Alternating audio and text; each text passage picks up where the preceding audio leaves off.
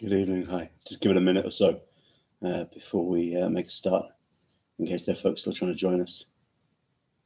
I hope you're having a good week. I know it's been a pretty challenging couple of days for a lot of folk with the announcements that have been made, particularly here in the UK, and for folk that are listening a bit further afield. Whilst we have specific announcements been made in the last 24 hours, all around the world there are challenges that we're facing, and so we've been praying this week, and God willing, what we bring tonight is going to be a blessing, and what we share will encourage you. Let's make a start. If there's any verses that in times like these make us feel a little uncomfortable to share, it's some of the challenges that we read in the New Testament, particularly from Paul, about the way in which in Christ he is at peace in all manner of circumstances, whether he is wealthy or he is impoverished, whether he is imprisoned or he is at liberty, whether he is finding great success in getting to do the things that are on his heart to do, or he is finding himself opposed at every turn. Paul often speaks about a willingness to endure, a willingness to continue. And then, perhaps most challengingly of all, he writes this to his friend Timothy: godliness with contentment is great gain. The first part of that, the verse, the godliness part of it, seems to make perfect sense. And there are probably very few people who spent any time around church or around Christians who haven't at least encountered the idea that we are only godly because God gives us his life. That's down to him. We couldn't do it without him. And so what Jesus does for us in his death and resurrection is he makes available for us that relationship, which begins when we are, to use the New Testament phrase, the one that Jesus himself uses, we are born again by the Spirit. That is to say, we become heirs of the nature of God. And so godliness stems from the fact that we are changed, that we are made new, and that it is the life of God that is lived out in our experience. Paul himself writes, the life I now live is not my own life. I don't live it in my own strength and my own ability. I live the life that I now live. I live it by the commitment of the Son of God, who loved me and gave himself for me. And so that first part, in some ways, kind of comes with the territory. When you talk to people about the challenge of the New Testament to be godly, they say, oh, of course. Which has always seemed strange to me, then, that the next bit is the bit that we find so difficult or offensive. Godliness with contentment is great gain. Religion has always tried to make out that some sort of purity or separation, some sort of adherence to practices, to rules, to do's and do nots, somehow would be of benefit. The Pharisees were big on it. They had all sorts of rules they'd added to try and help them not break the law of Moses. And so they had added layer and layer and layer on layer of complexity. But the idea that godliness with contentment is gain, as opposed to merely godliness on its own, that was completely alien to them. What I sometimes find upsetting is it seems completely alien to much of contemporary religion as well. And I think partly the challenge is that we have to ask ourselves, if there's no virtue in misery, then how do I live contentedly? We live in a time where, because of the restrictions and the threat, the existential threat, but also the economic threat and the social breakdown that is going on because of the pandemic and lots of other things that are challenging our perception of our own position and identity, where many people are really struggling with their mental health. If there's anything which is the opposite of contentment, it is when we go through those periods where we really need support, where things are very difficult, where we can't see an easy way out, where we can't simply pull ourselves together, as the rather terrible old cliche goes. And so the challenge today, particularly at a time when the Bible is often looked to for miracles of physical healing, the raising of the dead gets us all very excited, or the healing of the blind man who says, this I know. One thing I'm sure of, I was blind, now I can see. Those things get us very excited, but the idea of contentment is such a challenge that in a society that still struggles to speak about mental health, for us to be honest about when we have a struggle or when things are difficult or when we're not really making it in the way that the people around us imagine that we are, the discussion of godly contentment seems to be completely lacking. As the British government made the announcement this weekend that we were going to go into at least another month of almost complete lockdown, for many of us, the emotions were mixed. The response of concern for the people that we love and the people whose businesses and livelihoods are going to be affected, the people who may lose their employment, the people who were worried about would furlough continue, and if it did, would it be enough? We're seeing a rise in homelessness, and the concerns are real, the circumstances are difficult. Contentment has to be something more than just a fantasy about how the world is. It has to be able to withstand an honest appraisal of our circumstances for it to be something that could offer any kind of gain at all. A delusional cheeriness is of no value to anybody, especially because more often than not, when the doors are closed, when there's nobody watching, we can't maintain the illusion for ourselves.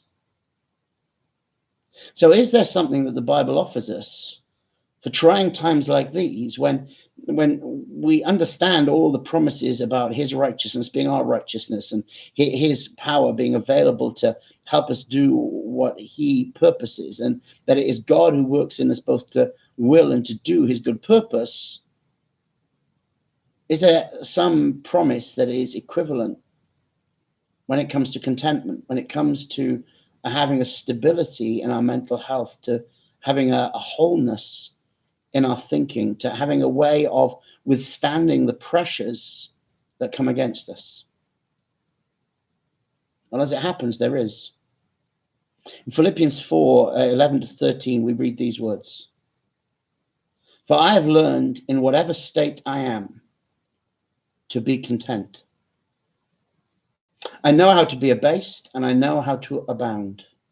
Everywhere and in all things I have learned both to be full and to be hungry, both to abound and to suffer need. I can do all things through Christ who strengthens me." You know, I hear verse 13 quoted out of context so often. And actually, it stands on its own, because either you can do all things through Christ who strengthens you, or you can't. And I believe with all my heart that that is absolutely true. And the word "all" there, as harvest folk have so often heard me say, and are probably sick of, is part. It's all of every kind. It's both the variety of all, but it's also the entirety of all. I can do, not necessarily I should do, I will do, but I can do. It is within my ability, my power, and my means. I can do all things through Christ who strengthens me. Some translations put it like this: through Christ who is my strength. But the context is important, because the context is connected to this question of learning to be content, both when he is abounding and when he is abased, to use the language of the New Testament. Whether Paul is enjoying prosperity, comfort, and freedom, or imprisonment, poverty, and abuse, he has learned contentment. This comes in his letter to the Philippians. He's writing to people in this letter about the fact that he is facing almost certain punishment, probably even death at the hands of Caesar, because he's on his way to Rome. He's going to face his trial. This is this great passage in which he talks about the reality of his situation.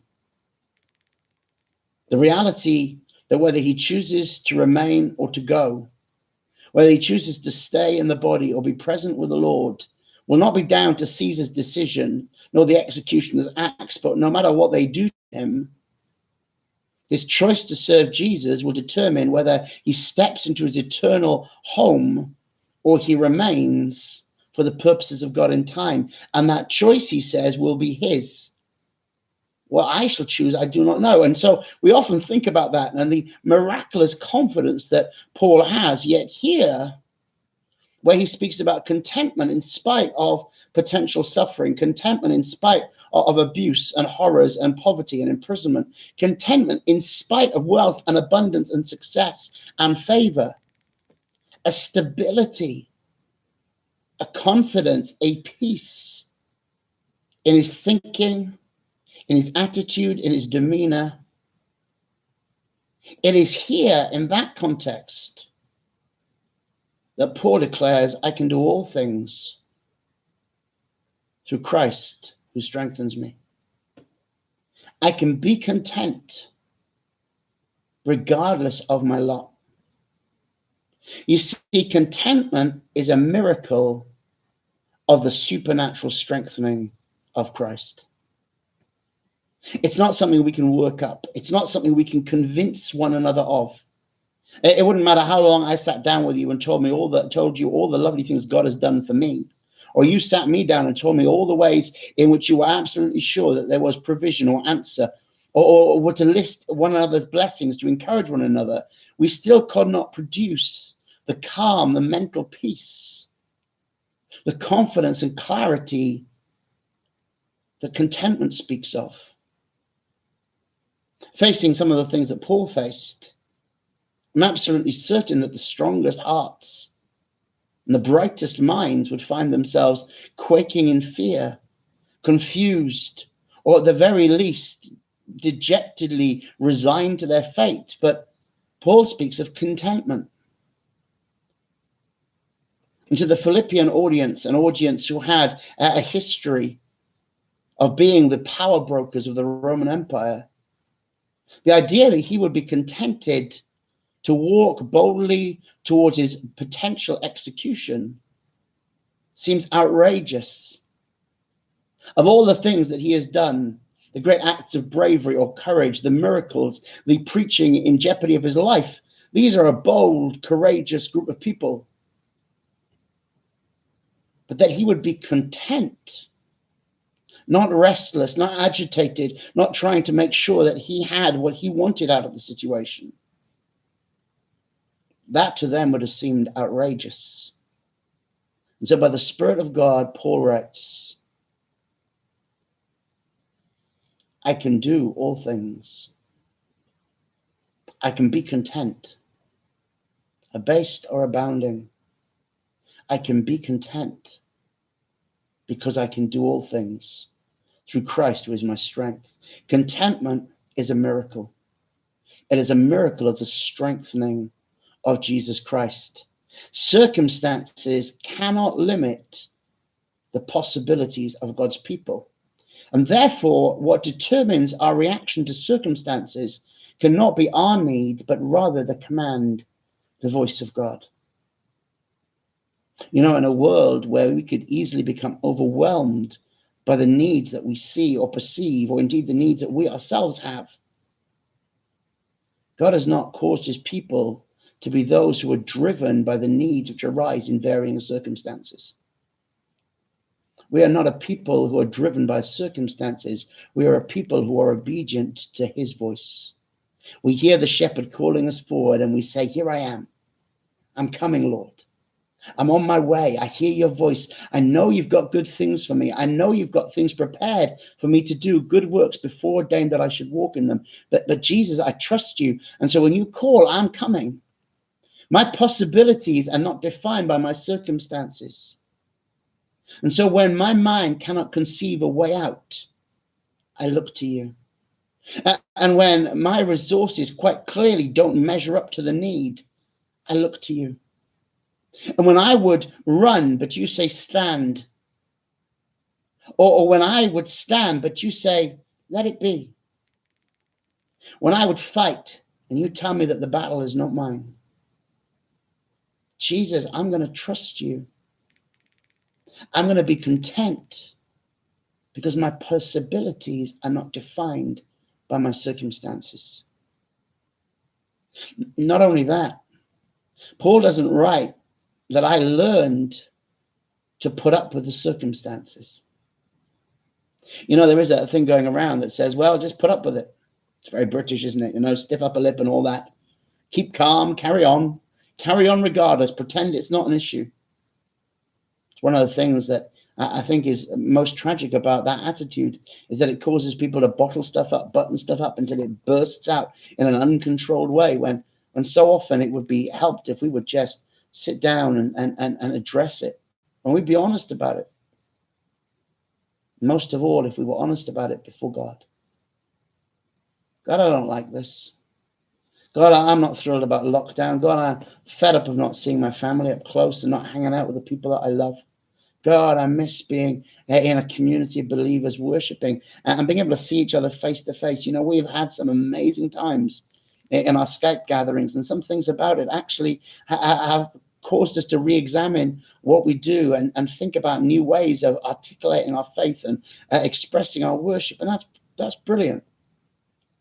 God, I'm fed up of it. I'm fed up of constraint. I'm fed up of that atmosphere of fear and tension.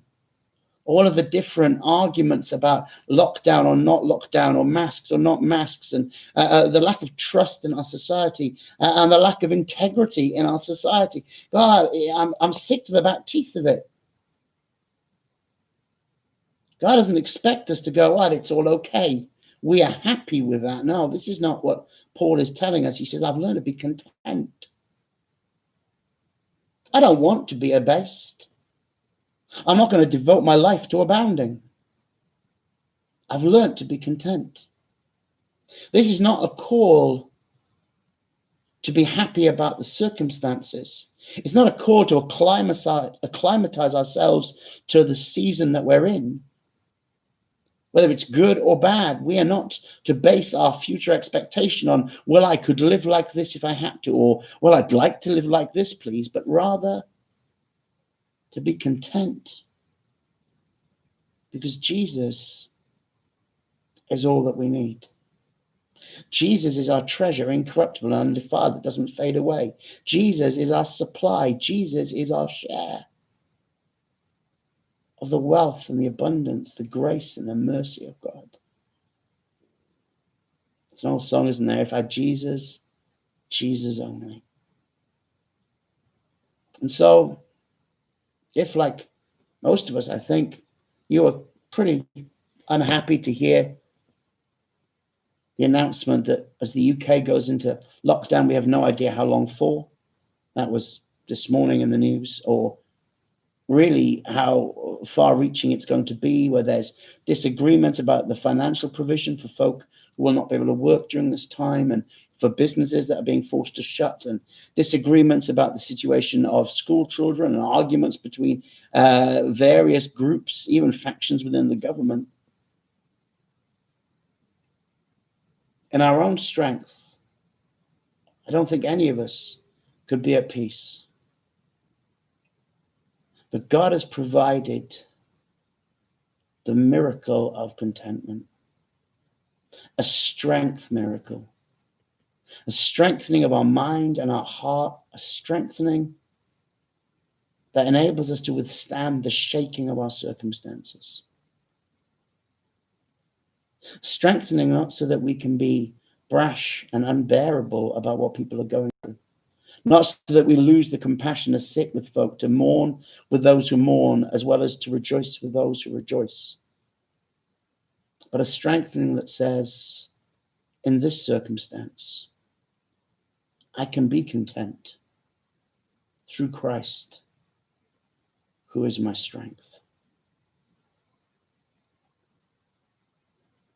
Godliness with contentment is great gain. Don't let the Pharisees, the religious folks, tell you that there's virtue in misery. There isn't. Don't let them tell you that maybe God wants you to have a troubled mind, that it will somehow spur you on to great compassion, or it will drive you to be creative, or all the other things that society tells you.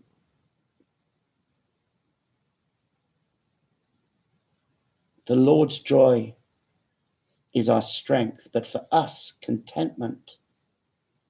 Yes, beginning with godliness, beginning with serving his purpose, beginning with that relationship of trust and dependency in Jesus Christ, but godliness with contentment, with a stability, a peace of mind, a confidence, a calmness that comes because God is for us, that comes because we trust that our motivation is his voice, that our defense and our protection is God himself, that our supply is Christ, and having given us Christ, will not the Father freely give us all that is necessary? Contentment is not a consequence of denying the circumstances.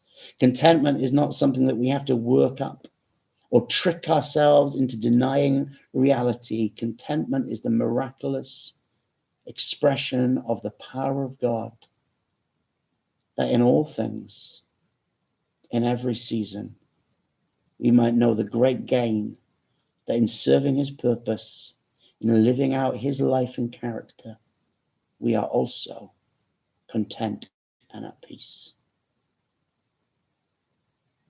My prayer for you is that your season is filled with joy despite the trying circumstances. That in the sorrow of loss, there might be peace in remembering. That you might know strength physically. That you might know healing power if you need it. But above all else, that you might not suffer under the just the imagined obligations of religion, but that you might find contentment in your relationship with Jesus Christ. I hope this season is better for you than any of us dare to imagine. But regardless of the circumstances, I hope that you receive the miracle of contentment in Christ. Don't forget, you can contact us. You can find the details below. They also tell you how to connect with our various online Skype gatherings, and you can catch up on the various talks and themes and subjects that are going on. We'd love to hear from you. And if there's anything you'd like us to pray about or to talk about, then you can contact us through the Facebook page. And like I say, you can get all the details of how to do that below this video. Generally speaking, those details appear about 20-25 minutes after the end of the stream. Anyway, God bless and have a great week.